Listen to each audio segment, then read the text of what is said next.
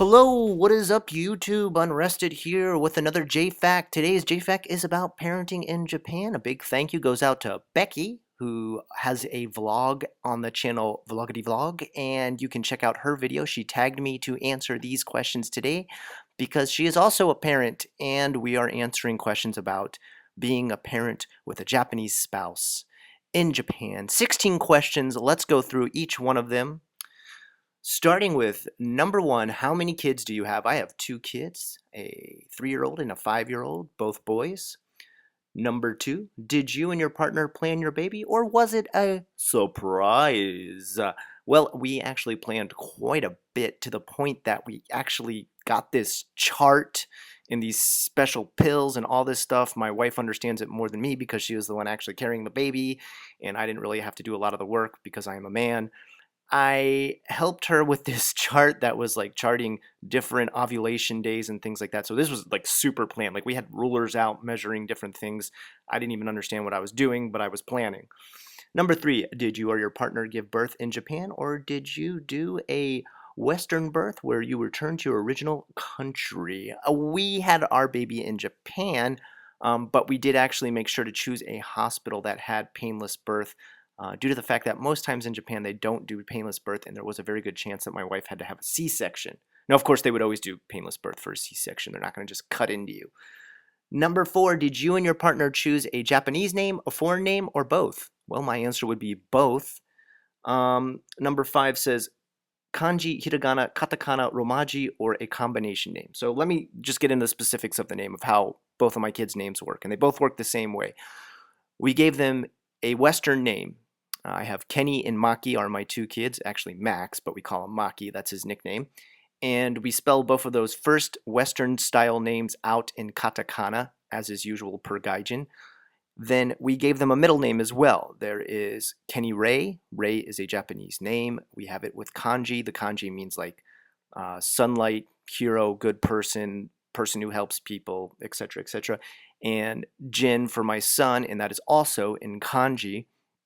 And then, of course, they have my last name, which is a Western name. So the way and reason why we did it like this was so if they felt like they wanted to become American because they can get both passports and move to America, work in America, and feel more comfortable with an American name, they can use it. If they feel like they're more at home in Japan and they want to stay in Japan their whole life, that is fine too.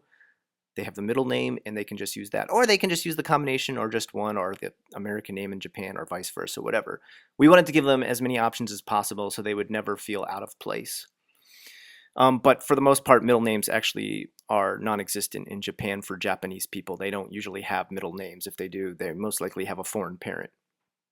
Number six, what is the most fun part about being a foreign parent in Japan? I guess just probably the fact that it makes a lot of people curious and they'll ask me questions. And of course, like every parent, I love to talk about my kids. And the fact that I am a Gaijin and that my kids are half Japanese and the fact that they look very, very Gaijin but speak perfect Japanese really makes a lot of people curious. And so I can be proud of them and talk about them. Number seven, what is the least fun part about being a foreign parent in Japan? Probably the least fun is, I guess, people thinking that you're just a tourist with your kids, because my kids do look so Gaijin. Most times they don't even think I live here, so like they'll treat us that way. They'll, try to speak in broken English that I just don't even understand. It's okay if people want to speak English to me. I don't mind, but when my Japanese is better than your English, then let's just speak Japanese. Otherwise, most times I end up not understanding what the hell you're trying to say to me. So, but I mean, at the same time, how the hell would they know that I live here and I'm not a visitor? I'm not walking around with a t-shirt that says, hey, been here 9 years. So can you really blame people for that? Let's see. Number 8. What is your child's favorite Japanese food? Well, my son Kenny loves natto. He is a big fan of it. He will ask for it with just about everything. My younger son, Maki, who is 3, I believe his favorite would probably just be onigiri, which is rice balls. Or in Pokemon, it's donuts. Only hardcore Pokemon fans will get that. Number 9, what is your child's favorite ethnic food? So let's see. Maki loves all different types of meat dishes. from America. He loves his steak. He loves his burgers. He loves anything with meat in it. Kenny, not so much. He's not really a big fan of Western cuisine. He prefers the more subtle tastes of Japanese food. If he were to choose anything, he'd probably say apple pie, which is very, very American, as I'm sure you know. Um, what is your child's favorite toy? My youngest son, Maki, loves Thomas the Train Engine. He loves trains just in general. He just loves trains. And my older son, Kenny, who is far more Japanese, even though he looks even more gaijin than Maki, loves his Kyotuja or Ni Ninja, which is this Power Rangers in Japan. They're still very, very popular. There's still many episodes coming out. He loves Kamen Rider, all the stuff with the Henshin transforming Rangers type stuff. Let's see. What is your child's favorite book? Maki. Let's see. Oh, Maki loves Maisie. If you don't know the Maisie series, it's about this mouse. I believe it's books from Britain. Maki speaks the most English. He speaks English and Japanese equally as well. Kenny can really only speak Japanese, and he really loves anything about obake, about monsters. I guess my younger son loves obake too. Must be my personality rubbing off on them because they really love their monsters. Regular school or international school? Well, again, I've got both going on. Kenny, being the more Japanese one, goes to Yochien, Japanese school, Japanese kindergarten, really. Yochien just literally means kindergarten, that's it. And Maki just finished up a semester at the YMCA, so obviously that is an international school, and he's learned quite a bit of English from there. Number 13, what is your wish for your child's future? My only wish for my child's future, both of them, is that whatever they pursue in life, they do it to the best of their ability. They try their hardest and do their best at it. I don't care what they want to be. I'm not going to push them into any kind of job or any kind of lifestyle or any kind of career or anything. They can do and be whatever they want. Just be their best at it. Try their hardest at it. Give it their best all. Ganbatte ne. Okay, that's the only thing I ask of my kids. Just give it your best.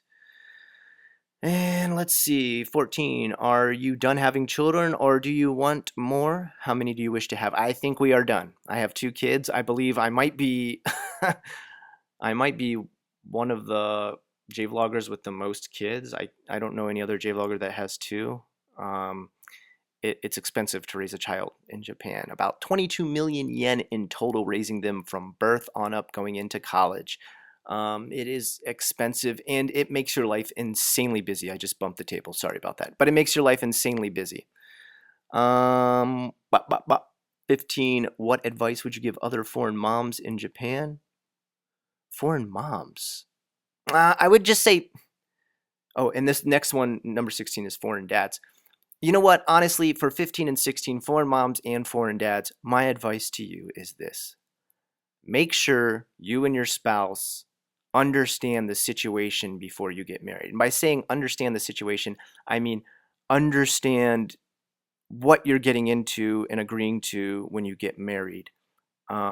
Live together first before you get married, because co-inhabiting a place with a person is very different from just dating that person. So I think you need to co-inhabit. You need to have a place together. You need to see if you can handle stuff like them throwing their wet towels on the bathroom floor every single time, or you having to clean up after them every time, or whatever your pet peeves are. If they do them, can you handle them?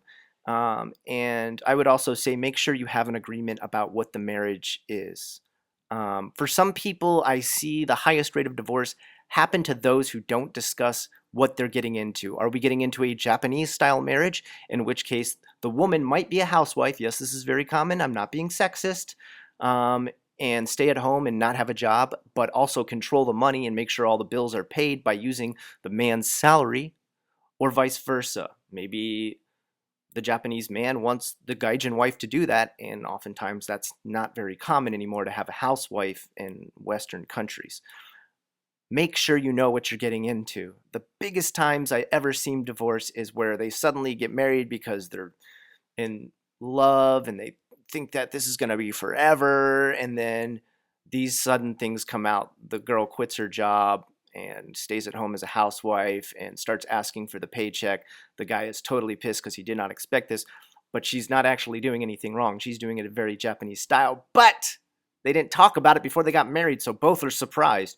You don't want to give me your paycheck and just let me stay at home? You want me to work all the time and just give you my paycheck? And vice versa. Okay? Talk about it. Make sure you know what you're doing when you get married. Have a plan for the future, people. Because if you guys aren't working out, it's not going to work out very well for your kids in the future. And let's be honest, when we have kids, their life becomes our life. Anyway, guys, that is my 16 questions about being a parent in Japan. I hope you enjoyed that. If you have any more questions for me, feel free to place them in the comments below.